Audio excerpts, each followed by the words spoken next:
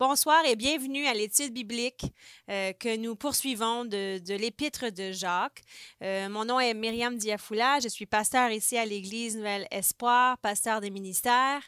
Et c'est une joie de t'accueillir dans mon office ce soir pour encore plonger dans la parole de Dieu. Nous avons déjà commencé l'Épître de Jacques les 2 dernières semaines. La première semaine, c'était le développement de la persévérance, Jacques 1, 1 à 4, c'est les 4 premiers passages. Et on a poursuivi le premier chapitre la semaine passée avec comment surmonter les désirs destructeurs ou surmonter les désirs destructeurs. On a vraiment plongé dans ce thème. Et aujourd'hui, nous allons plonger dans Jacques 2, 1 à 13 avec le thème « Comment bon est assez bon ». Comment bon est assez bon. Et combien de trous faut-il, par exemple, pour couler un navire? Saviez-vous que c'est juste un trou? Même le Titanic, le plus grand navire à l'époque, a coulé à cause d'un trou dans la coque. Le désastre entier, la perte de centaines de vies, le naufrage d'un navire de plus de 900 pieds de long était dû à un seul trou de la taille d'un réfrigérateur. Il y avait de longues entailles, mais quand elles ont toutes été mesurées, tout l'espace du trou n'était que d'environ 15 pieds cubes. Il suffit d'un seul trou pour couler un navire. Combien de retraits au bâton faut-il pour ruiner une moyenne de bâton parfaite quand tu es en baseball?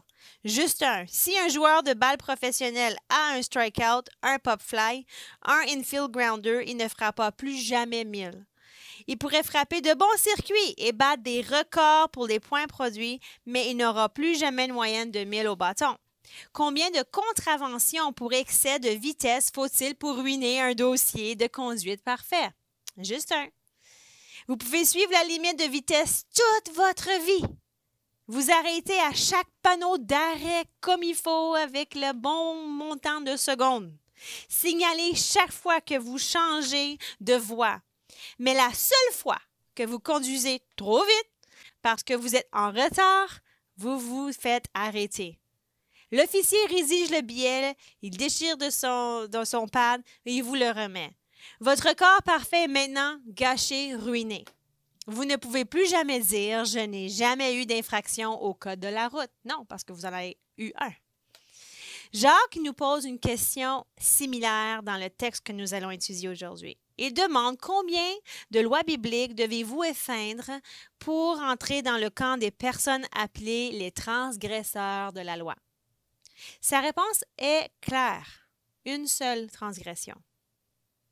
Cela peut être une grande loi comme « tu ne tueras point » ou cela peut être ce qu'on pense être un petit mensonge blanc. Mais lorsque nous effrayons la loi de Dieu, nous devenons un transgresseur. Allons ensemble dans Jacques 2, verset 1. Mes frères, que votre foi en notre glorieux Seigneur Jésus-Christ soit exempte de toute acception de personne. Supposez en effet qu'il entre dans votre assemblée un homme avec un anneau d'or et un habit magnifique et qu'il y entre aussi un pauvre misérablement vêtu. Si, tournant vos regards vers celui qui porte l'habit magnifique, vous lui dites « Toi, assis-toi ici à cette place d'honneur. » Et si vous dites au pauvre « Toi, tiens-toi là debout, au fond. » ou bien « Assieds-toi au-dessous de mon marchepied. » Ne faites-vous pas en vous-même une distinction et ne jugez-vous pas sous l'inspiration de pensées mauvaises. Écoutez, mes frères bien-aimés, Dieu n'a-t-il pas choisi les pauvres aux yeux du monde pour qu'ils soient riches en la foi et héritiers du royaume qu'il a promis à ceux qui l'aiment? Et vous, vous avilissez le pauvre. Ne sont-ce pas les riches qui vous oppriment et qui vous traînent devant les tribunaux? Ne sont-ce pas eux qui outragent le bon nom que vous portez? Alors, ce qu'on voit ici, c'est que la discrimination et le favoritisme est une offense envers Dieu. Et on voit que les chrétiens et juifs des premiers temps étaient beaucoup trop influencés, comme nous aujourd'hui, par les idées ordinaires du monde. Et du fait que le monde se moquait des pauvres, eux aussi méprisaient les pauvres. Il aurait dû être dirigé par la foi au Seigneur Jésus et non par les normes et les coutumes du monde. Bien qu'il fût le Seigneur de gloire, il s'est pourtant toujours abaissé vers les pauvres et les orphelins. Jésus, vraiment, il faisait un ministère auprès des pauvres et des orphelins. Et la pauvreté et le besoin peuvent être incompatibles avec la gloire humaine, mais elles sont tout à fait compatibles avec la gloire divine. Jésus lui-même s'est fait pauvre pour nous. En conséquence, quand un Juif riche entrait en grande pompe dans leur synagogue, paré des plus beaux atours d'habits, il faisait l'objet d'une attention servile, apparemment autant par les chrétiens que par les non-chrétiens. Quand un pauvre entrait, il était relégué sans cérémonie à une place obscure. Toi, on ne veut pas trop te voir, tu ne nous apportes pas de valeur. C'est tout à fait naturel selon les manières du monde de faire ainsi, mais tout à fait étranger à la foi en Christ. Ils pouvaient se constituer eux-mêmes juges des hommes de cette manière et jugeaient qui avait une valeur. Mais ils démontraient par là qu'ils n'étaient que des juges ayant des mauvaises pensées ou des juges ayant des mauvais raisonnements. Et on voit ceci au verset 5 à verset 7. Jacques, il rappelle en fait à ses frères la situation réelle. Les Juifs riches étaient pour la plupart les opposants, même orgueilleux, à Christ et aux siens, et les blasphémateurs de son beau nom. Et le choix de Dieu s'était porté dans la plupart des cas vers les pauvres, ce qui est en accord avec les paroles de l'apôtre des nations en 1 Corinthiens 1, 26 à 31, l'apôtre Paul. Et ces pauvres choisis de Dieu, de vrais chrétiens, étaient riches en foi et héritiers du royaume à venir. L'attention servile, rendue aux blasphémateurs orgueilleux et aux persécuteurs à cause de leur richesse et le mépris envers ceux qui suivaient Christ à cause de leur pauvreté, tout cela ne faisait que démontrer l'aveuglement et la folie de ceux qui agissent ainsi. Ils voyaient les riches et les pauvres, tous les deux avec l'œil superficiel du monde et non avec l'œil de la foi. C'est pas ton statut social qui fait de toi quelqu'un d'important aux yeux de Dieu. C'est pas ton statut social. C'est pas ta richesse matérielle qui fait de toi quelqu'un d'important aux yeux de Dieu. Non, c'est ta foi.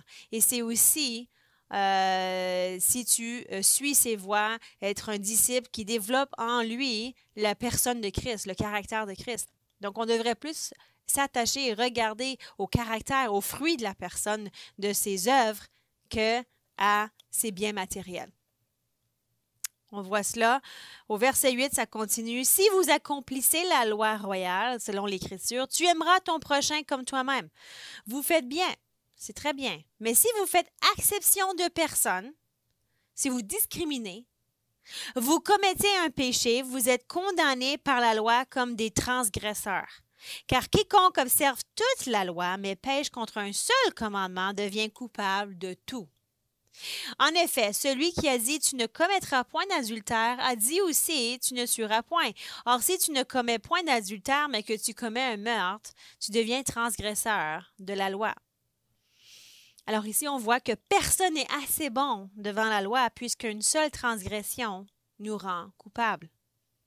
Les 10 commandements sont un bon point de départ lorsque nous parlons de ce que signifie être un contrevenant ou un transgresseur. Ils ont été donnés un aperçu clair de la façon dont Dieu s'attend à ce que nous vivions avec lui et les uns avec les autres. Donc, la loi nous donne cet aperçu, nous aide à voir qu'est-ce que sont les attentes de Dieu par rapport à comment on interagit avec lui et avec les autres. Dans le sermon de la montagne, Jésus aborde une grande partie de l'enseignement des 10 commandements et nous appelle à un engagement plus profond envers le cœur et l'esprit de la loi de Dieu. Et on voit premièrement que Moïse a reçu la loi et les 10 commandements dans Exode 20, 1 à 17. Lisons ensemble. Alors Dieu prononça toutes ces paroles en disant « Je suis l'Éternel ton Dieu qui t'a fait sortir du pays d'Égypte de la maison de servitude. Tu n'auras point d'autre Dieu devant ma face. » Premier commandement. Tu ne te feras point d'image taillée ni de représentation quelconque des choses qui sont en haut dans les cieux, qui sont en bas sur la terre et qui sont dans les eaux plus bas que la terre.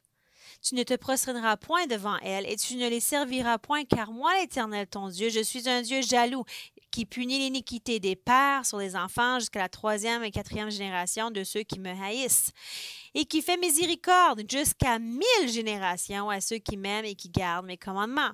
Tu ne prendras point le nom de l'Éternel ton Dieu en vain, car l'Éternel ne laissera point impuni celui qui prendra son nom en vain. Souviens-toi du jour du repos pour le sanctifier. Tu travailleras 6 jours et tu feras tout ton ouvrage. Mais le 7e jour est le jour du repos de l'Éternel, ton Dieu. Tu ne feras aucun ouvrage, ni toi, ni ton fils, ni ta fille, ni ton serviteur, ni ta servante, ni ton bétail, ni l'étranger qui est dans tes portes. Car en 6 jours, l'Éternel a fait les cieux, la terre et la mer et tout ce qui est contenu. Il s'est reposé le 7e jour. C'est pourquoi l'Éternel a béni le jour du repos et l'a sanctifié. Honore ton père et ta mère, afin que tes jours se prolongent dans le pays que l'Éternel ton Dieu te donne, et tu ne tueras point. Tu ne commettras point d'adultère. Tu ne déroberas point. Tu ne porteras point de faux témoignages contre ton prochain. Tu ne convoiteras point la maison de ton prochain. Tu ne convoiteras point la femme de ton prochain, ni son serviteur, ni sa servante, ni son bœuf, ni son âne, aujourd'hui, ça serait sa voiture, son bicycle, ou etc., son transport, ni aucune chose qui appartienne à ton prochain. Alors, selon le texte de Jacques, faire exception aussi de personnes, c'est violer la loi et être convaincu d'être transgresseur. Donc, on a vu ici les 10 commandements, par exemple, et Jacques dit, mais si tu transgresses un seul des commandements de Dieu, tu les transgresses tous. Si nous nous tenons devant Dieu sur le terrain de garder la loi et que nous sommes convaincus sur un point de l'avoir violée, qu'en résulte-t-il? Certains d'entre nous seront enclins à mettre en doute qu'elle soit juste de dire que c'est juste de dire que, hey, tu transgresses un, tu transgresses tout. Rappelons-nous cependant que la loi est traitée comme un tout, une et indivisible. Si tu brises, par exemple, un maillon de chaîne, tu brises la chaîne. La chaîne peut comprendre plusieurs maillons, mais c'est quand même une seule chaîne. La loi a plusieurs commandements, mais c'est une seule loi. Un commandement peut être soigneusement observé, comme le dit le verset 11, et même beaucoup de commandements peuvent être gardés, et pourtant il suffit d'un commandement violé pour que la loi soit transgressée et qu'aux yeux de Dieu, tu sois coupable de transgresser la loi. C'est pour ça que l'apôtre Paul dit « Tous ont péché et sont privés de la gloire de Dieu. Tous sont des transgresseurs de la loi. » Au verset 12, Jacques continue « Parlez, agissez comme devant être jugé par une loi de liberté, car le jugement est sans miséricorde pour qui n'a pas fait miséricorde. La miséricorde triomphe du jugement. » Alors, et ça c'est le dernier point, lorsque nous reconnaissons notre besoin de la grâce, nous la donnons plus facilement aux autres, car la miséricorde triomphe du jugement. Si nous nous tenons devant Dieu, nous serons jugés sur la base de la loi de la liberté, une expression qui désigne la révélation de la volonté de Dieu qui nous est aussi révélée en Christ. Cette révélation est la lumière de la manifestation suprême de la miséricorde de Dieu en Christ. Nous sommes donc responsables de manifester à notre tour de la miséricorde aux autres.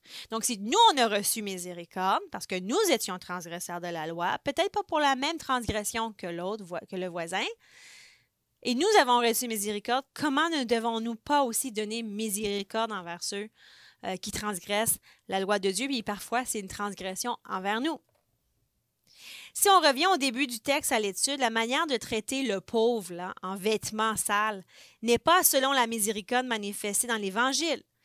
Ils s'établissaient eux-mêmes en juges ayant de mauvaises pensées, selon le texte. Mais là, c'est eux-mêmes qui tomberaient sous le jugement. Alors toi, tu juges par rapport à l'apparence de la personne, bien, le jugement te revient sur toi parce que tu n'as pas donné grâce. C'est effectivement une position bien solennelle. Sommes-nous dans une position de ce genre? Nous aurons tous à répondre devant Dieu comme ayant reçu cette lumière de la miséricorde de l'Évangile et comme étant sous la loi de la liberté comme eux.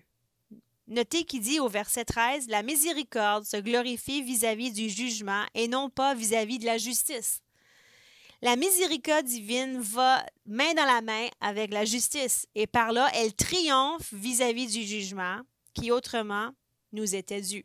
Donc, la miséricorde triomphe sur le jugement.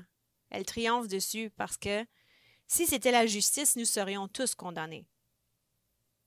La grâce de Dieu est coûteuse mais gratuite. C'est paradoxal. Dans le magnifique livre de Philip Yancey, Qu'y a-t-il si étonnant à propos de la grâce, il a écrit ceci, « La grâce ne coûte rien pour les destinataires et tout pour le donateur. » La grâce de Dieu n'est pas un étalage de gentillesse, car elle a coûté le prix exorbitant du calvaire.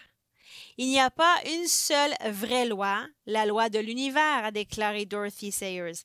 Elle peut être remplie soit par voie de jugement, soit par la grâce, mais elle doit être accomplie d'une manière ou d'une autre. En acceptant le jugement dans son propre corps, Jésus accomplit la loi et Dieu a trouvé un moyen de nous pardonner au travers du jugement sur Jésus. Dans le film Le Dernier Empereur, le jeune enfant, oint comme le dernier empereur de Chine, mène une vie magique de luxe avec un millier de serviteurs uniques à ses ordres. « Que se passe-t-il lorsque vous faites le mal? » demande son frère. « Quand je fais du mal, quelqu'un d'autre est puni, » répond le garçon empereur. Et pour manifester cela, il casse un jar et l'un des serviteurs est battu à sa place. Et dans la théologie chrétienne, Jésus va renverser ce schéma ancien. Lorsque les serviteurs se trompaient, le roi était puni. Ce serait l'inverse. La grâce n'est gratuite que parce que le donneur lui-même en a supporté le prix. Alors Jésus a fait l'inverse. C'est quand nous avons cassé les jarres que lui a été battu pour nous, pour payer le prix. Alors, prions ensemble, parce que la grâce est quelque chose de parfois difficile. Notre humanité veut tellement la justice. On est tellement porté à « si elle m'a fait ci, je me venge. Je suis pas content avec telle personne, je la boude. Je lui parle plus. Ou je vais me venger, je vais lui faire ci ou ça. » Et on n'est pas habitué à manifester la grâce envers les autres et parfois aussi la grâce envers nous-mêmes. Parfois, on se culpabilise longtemps pour quelque chose, alors que si on fait juste le confesser à Dieu ou à la personne peut-être qu'on a blessée, Dieu est juste et bon pour nous pardonner. Et on devrait accepter ce pardon et de voir qu'on ne mérite pas le ciel. On ne mérite pas non plus l'amour de Dieu. C'est donné gratuitement. C'est de la grâce. Alors, prions ensemble pour non seulement recevoir cet amour, cette grâce de Dieu, mais aussi pour la manifester aux autres. Et ça, ces parties-là, des fois, c'est difficile. Alors, Seigneur, je te remercie pour ta grâce. Je te remercie pour ce message de grâce que Jacques a quand même démontré, surtout par rapport à comment on peut juger les gens par leur apparence, juger facilement les gens autour de nous, au travail, à l'école, peu importe où nous sommes, même des fois les gens de nos familles, des gens qui nous ont parfois blessés, déçus, la déception aussi, Seigneur, puisque cette grâce, tu l'as donnée envers nous, puisque nous t'avons déçus en premier, puisque nous t'avons blessés en premier, puisque nous avons transgressé une loi qui est finalement toutes les lois. Seigneur, qu'on puisse avoir la grâce envers ceux qui aussi parfois transgressent, la grâce envers ceux qui peuvent nous faire du mal ou envers ceux qui sont différents. Peut-être que les gens sont juste différents de nous et on les juge pour ça. Et Seigneur, donne-nous cette grâce de ne pas juger, mais d'aimer et de porter miséricorde. Dans ton nom tout-puissant, je prie. Amen, amen. Et on se voit la semaine prochaine.